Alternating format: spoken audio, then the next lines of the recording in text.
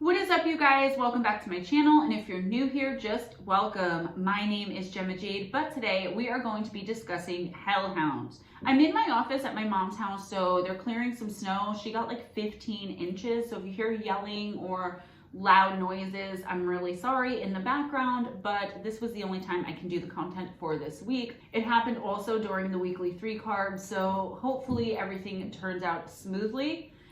This is kind of like a jumble of everything that I could compile because I'm going to be doing more videos. This is just a basics because I found this topic so very interesting.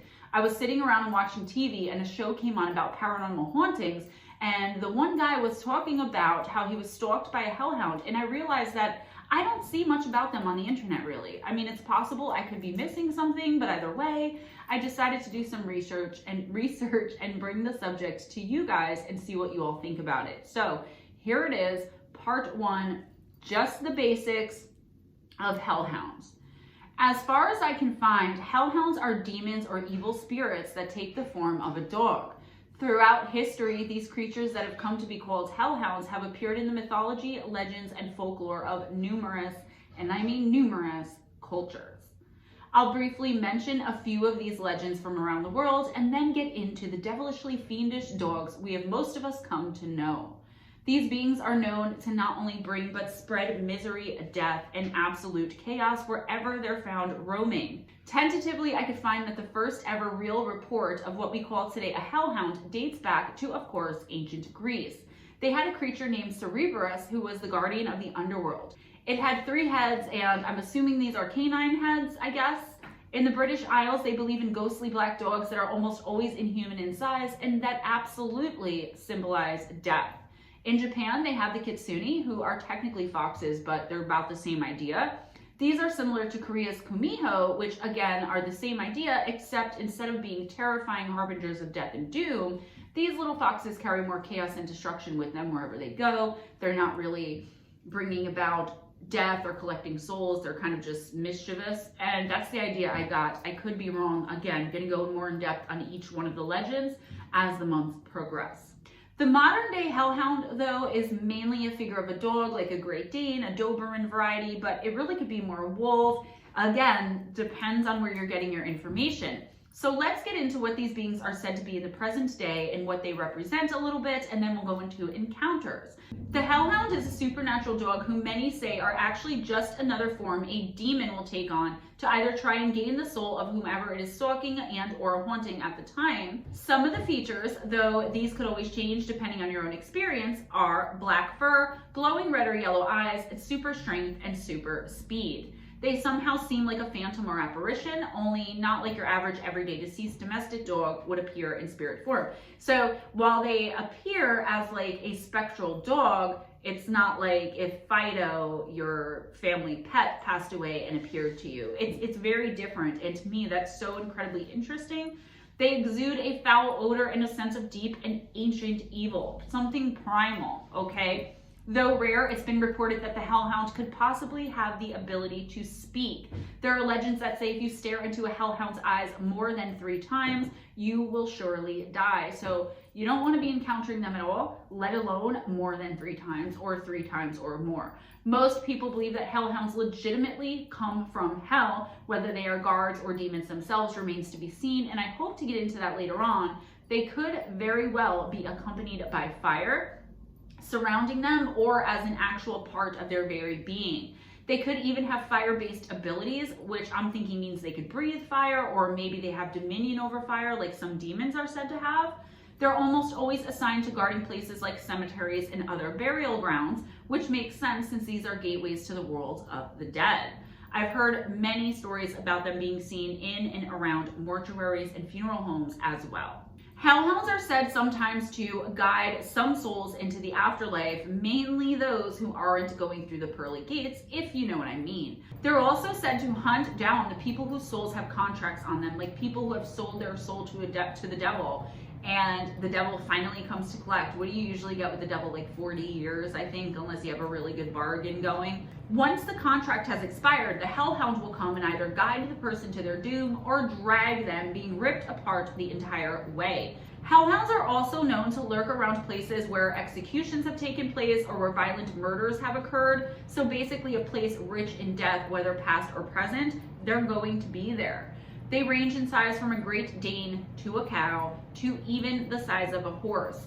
They are almost always all black with matted and sometimes mangy looking fur or hair. On the other hand, at the complete opposite end of the spectrum, I came across a lot of witnesses who claim the fur of this paranormal hellish beast is absolutely beautiful.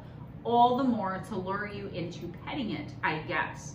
Their eyes are the size of saucers, and as I went through my research, I found that not only are they red or yellow sometimes, but also recently there have been encounters of them being glowing green.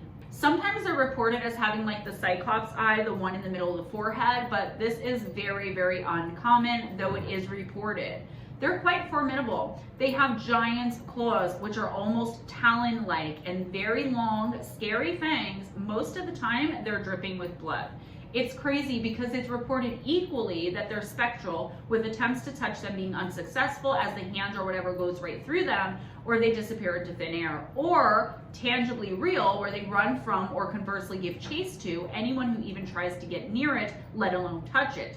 Their howl or wail is absolutely terrifying and strikes fear into the hearts of all those who hear it. Strangely enough, they have a laugh that's been described as sinister and somewhat human.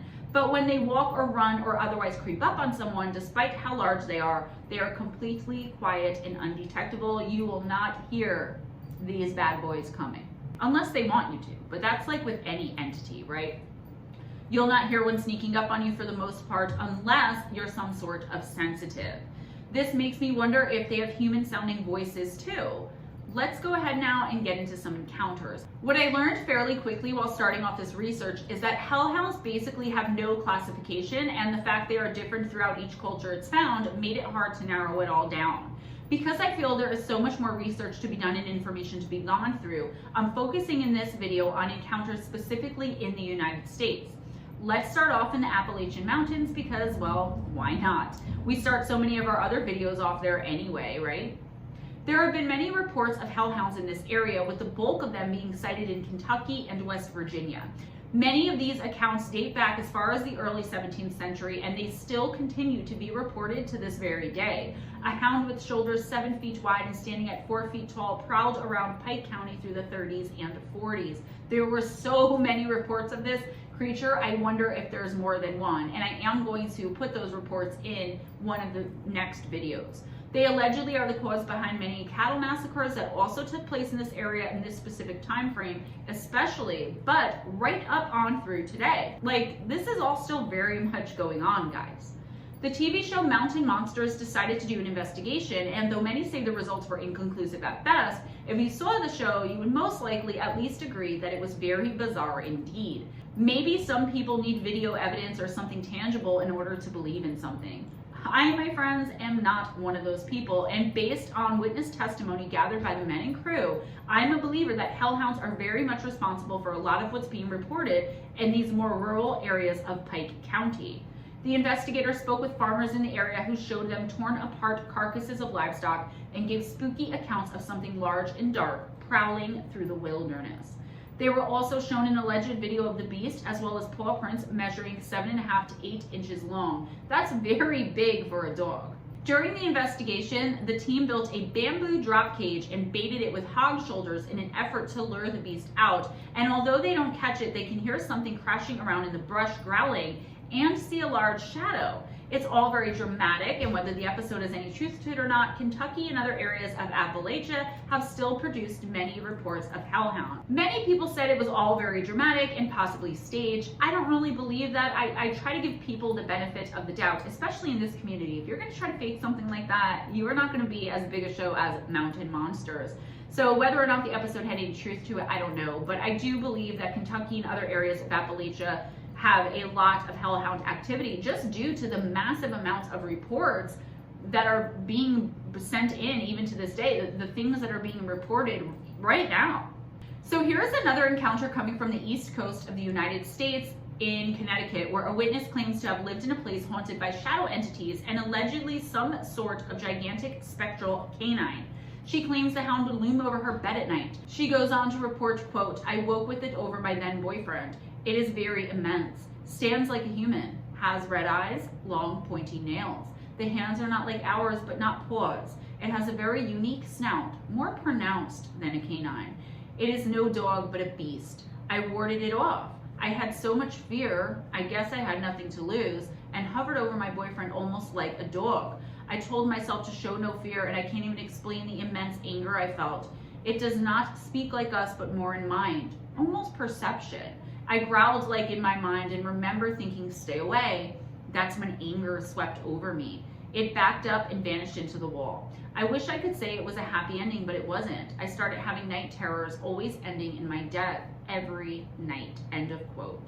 This was very interesting to me because I was just saying to my mom and son how I feel like these things feed off of our fear and our anxiety. Anything lower vibrational would most likely suffice to keep them fed for just a little while.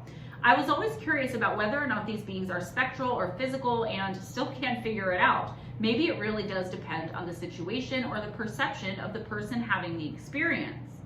Our next encounter comes from Romulus, Michigan, where a man claims he was living in a cabin on a farm in a very remote and rural area. According to the witness, there was some kind of massive dog or wolf-like creature who had glowing red eyes and lurked and loomed about in the darkness of the thick and terrifying woods that surrounded this little cabin.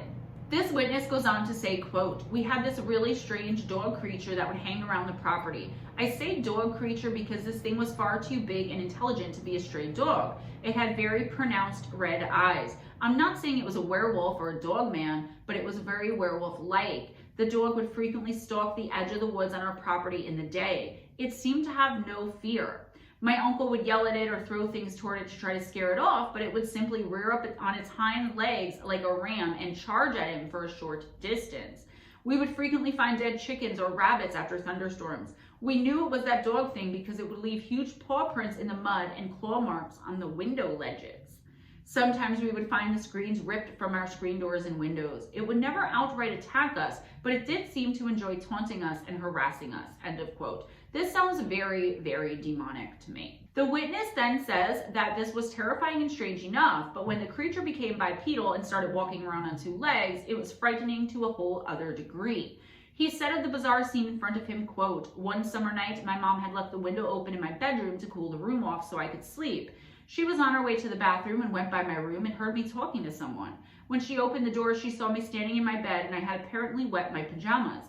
I was talking towards the window. I wasn't screaming or freaking out, but seemed to be transfixed and talking in a low voice toward the window. When she looked towards the window, the dog had its front paws pushed through the screen and was looking through the window at us and making a low growl. Its eyes glared red. I always recall its eyes. You could see its eyes out in the woods sometimes at night. I have bad dreams about it still from time to time." End quote. His mother threw a beer bottle at the thing and that seemed to have kept it at bay for some time, but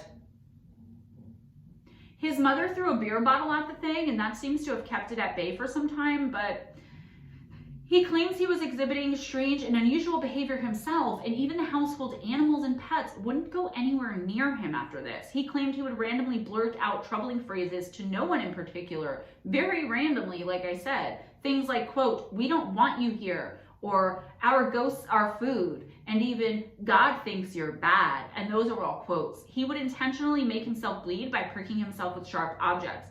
Is it possible that the evil hellhound had somehow gone bipedal and invisible spectral to climb into his head and possess him when the mother threw the bottle at it? Because it seems like that's when all of this started happening. Finally, it seems all of this, including the bizarre possession, came to an end when the witness says his uncle hit the thing with a rifle one night. Quote, "My uncle was out back working on his truck when he saw the dog at the edge of the woods making its way in towards the rabbit pen. At this point, he was tired of dealing with it and went into the house to get his .22. Apparently, he fired at it and hit it in the rear. The dog turned and ran into the woods. We didn't see it anymore after that, and everything cleared up." End quote. Guys, please be sure and give this video a big thumbs up if you liked it, if you enjoyed spending this time with me, and if you want more about Hellhound.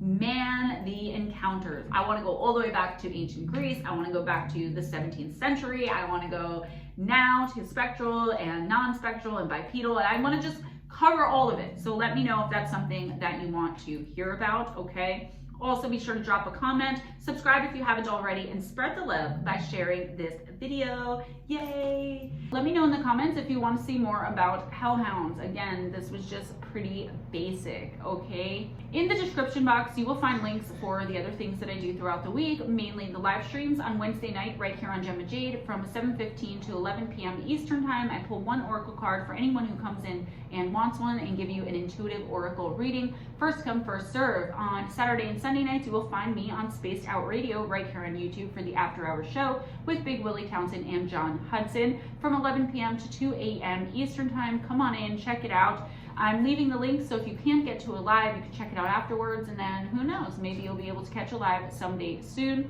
Also on Friday nights from 9 to 11 p.m., I'm on Paranormal Chop Shop with Chad Smith, Jake Smith, Sunny Bear, and anybody else who wants to wander in, and it's a really great time. It's super laid back. So check those out in the description box. Also, if you guys want personal intuitive oracle readings, please email me at moonbearoracle@gmail.com, all one word. If you have any encounters with the supernatural and or paranormal that you'd like to be a part of my listener encounter series, please go ahead and email me at GemmaJadeParanormal@gmail.com. If you'd like to order a copy of my book, the Amazon links for the paperback and the Kindle will be in the description box. If you want an autographed copy, hit me up before you make the purchase, okay?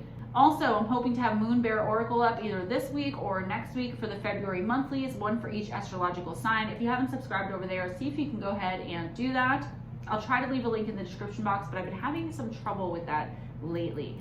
Ways to support the channel, links in the description box for PayPal, Patreon, CashApp, and Amazon wishlist gift link. Guys, thank you so much. Guys, be kind to each other. It doesn't cost anything. Be kind to yourselves, and don't expect anything less than others being kind to you. Always go in grace, smile at a stranger, and I will see you next time. Bye-bye.